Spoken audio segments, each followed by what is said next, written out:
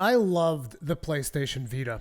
I thought it was a fantastic console, and as a matter of fact, I liked it so much that I ended up ordering a modified version of the PlayStation Vita, which was modified in Japan to be included with a special capture card, which essentially voided its warranty and increased its price significantly, which means I paid a fortune for this friggin' console.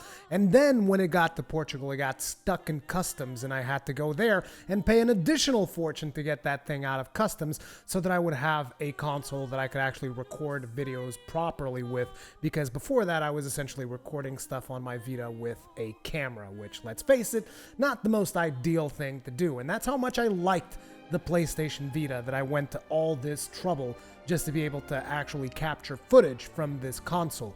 Now, naturally, nowadays, if you guys look for PlayStation Vitas, the scene is pretty much not doing all that well when it comes to the West. If you're in Japan, I hear that there's actually still a bunch of really good games out there that you can get that haven't really been localized over here.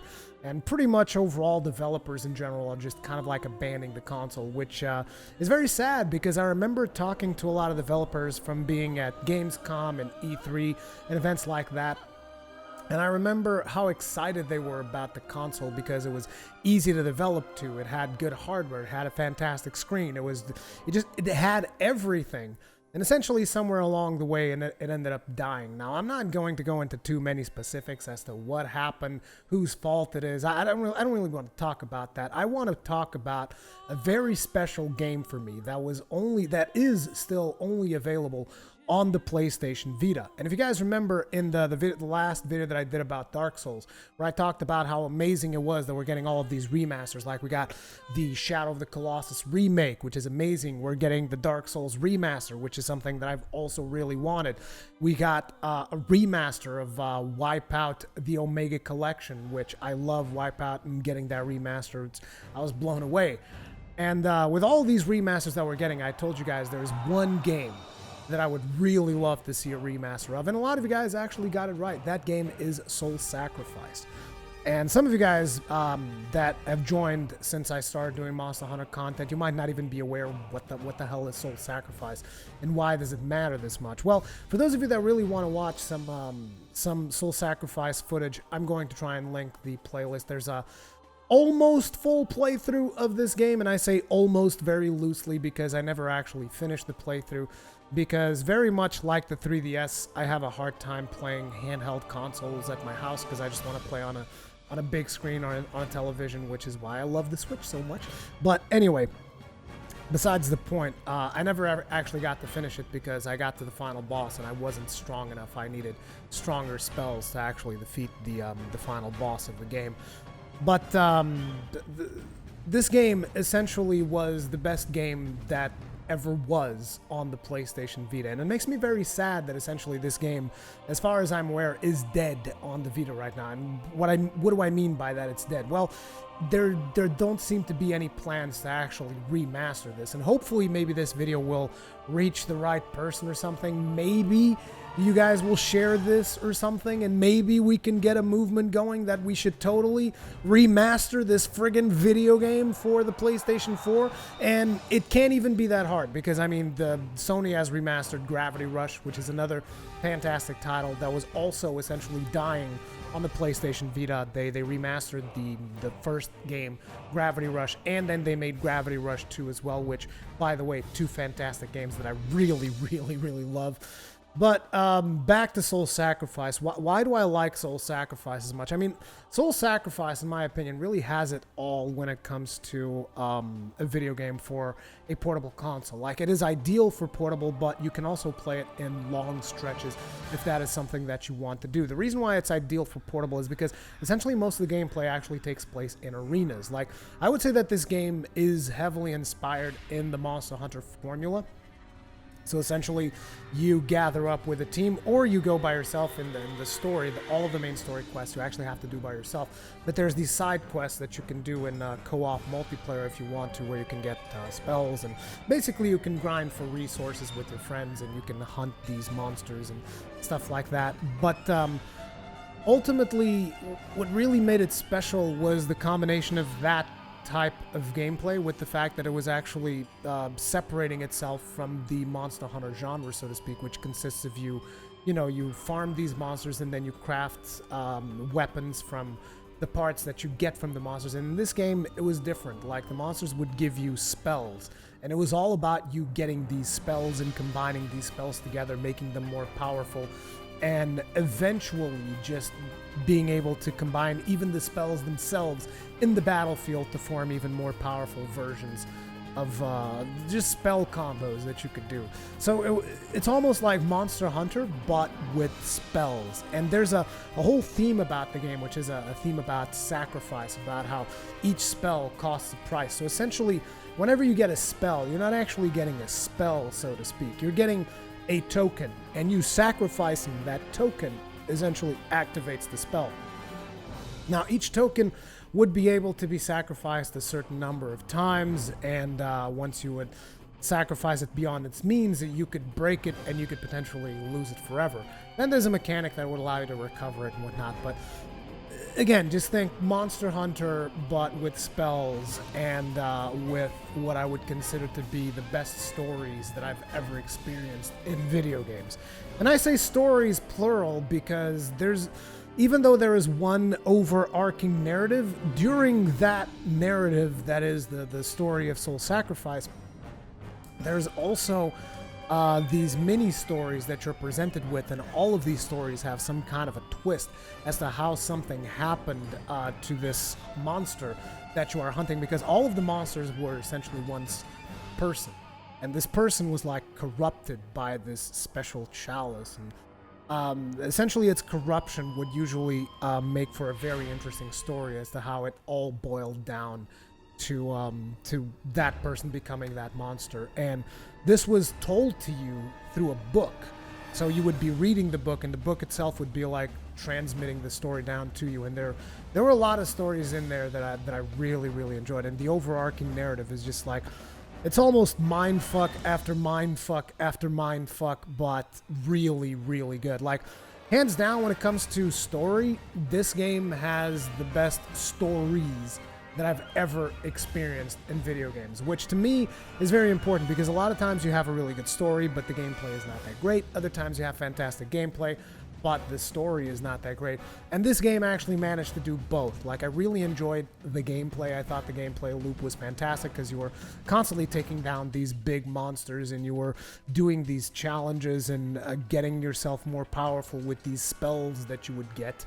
And as you progressed onwards, you would learn more about the world itself and how stuff worked. And I don't know, there was just something magical about this game, and I think that a lot of people still haven't actually gotten to experience it. And it's a damn shame, because I know that a lot of people don't like remasters. I've already explained myself. Like, to me, I like seeing games in current technology, even if it's just like a little bit of upscaling. Doesn't have to be too much. I just want to have the convenience of not requiring an old ass console to play this old game, which is something that Microsoft is doing really well with the Xbox One, by the way, with their backwards compatibility, which is just friggin' fantastic. I mean, I've even heard that like Red Dead Redemption got like a 4K patch or something, and I'm not a huge Red Dead Redemption fan, but just the fact that you can play Red Dead Redemption, the old game, at 4K in your Xbox One X, that's a pretty big deal. But anyway, beyond the fantastic spell slinging and spell combo gameplay that you had, the awesome stories that the game itself told, there was also this mechanic about saving and sacrificing different creatures as you were going throughout the game, and that's kind of how you would level up your character.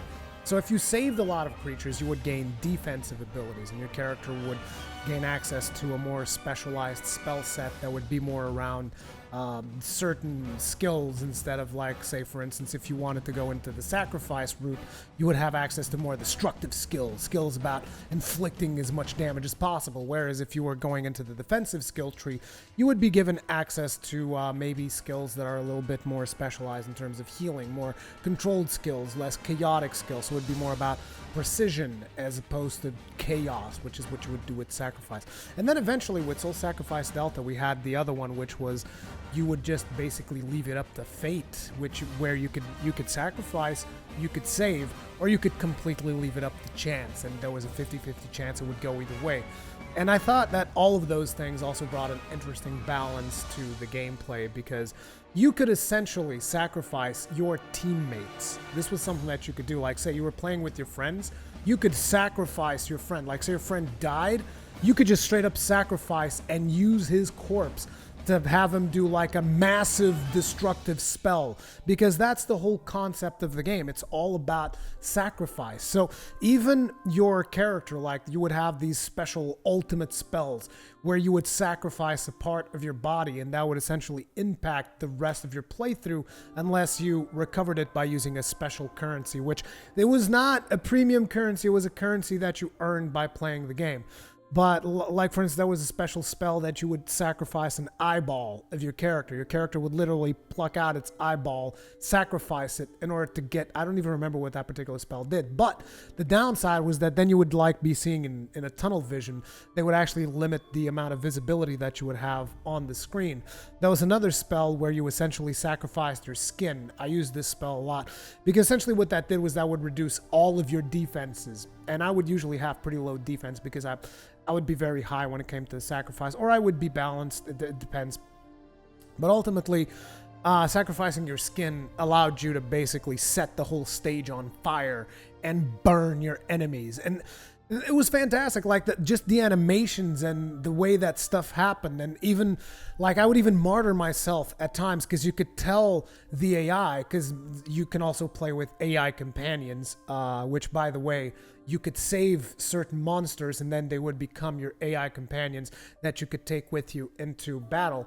And sometimes I would be in the middle of a fight and the monster would be close to dying and he would kill me. Now, whenever you get killed and you have an AI companion, you can tell the AI companion, save me.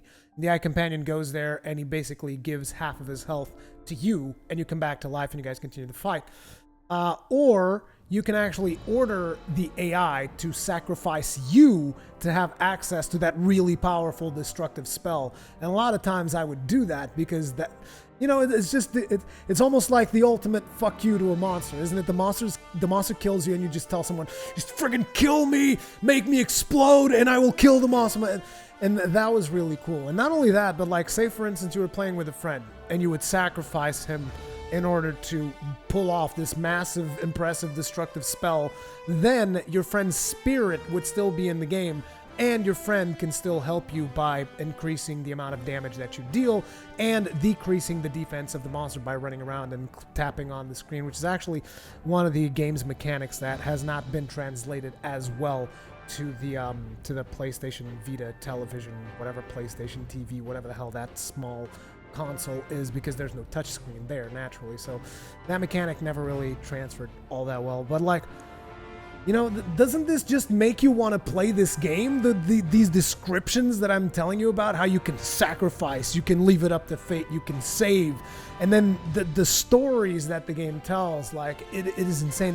There's actually a couple of them that I have in the channel, because I was doing, like, this type of lore thing where I would have someone just read the story of a special character, which, by the way, in case you guys are curious, I'm not sure how many of you follow Overwatch, but Stylosa, who is from Unit Lost, he does a lot of Overwatch. He has actually read one of the stories that I did for Soul Sacrifice. It was the Three Little Pigs. it's so cool. You guys really I got to remember myself to put that in the comment section. But yeah, just talking about the game makes me want to play it again, and it's just, I wish there was a much more convenient way of doing it through the PlayStation 4 other than having to hook up the PlayStation TV to an HDMI splitter so that I can get rid of the HDCP encryption that thing comes bundled with, because there's no software way of getting rid of the HDCP encryption on that goddamn thing. And yeah, frustrating as hell. Anyway, hopefully you guys enjoyed this video. Congratulations to all those of you who got it right. You win my eternal gratitude. And yeah, if you guys enjoyed the video, remember, subscribe. There's always more coming just around the corner, around the day, I don't know. And hit the notifications bell icon so that you actually get notified of my videos, because otherwise YouTube won't send you notifications, because that's the way it works now. And I'll see you guys in the next one.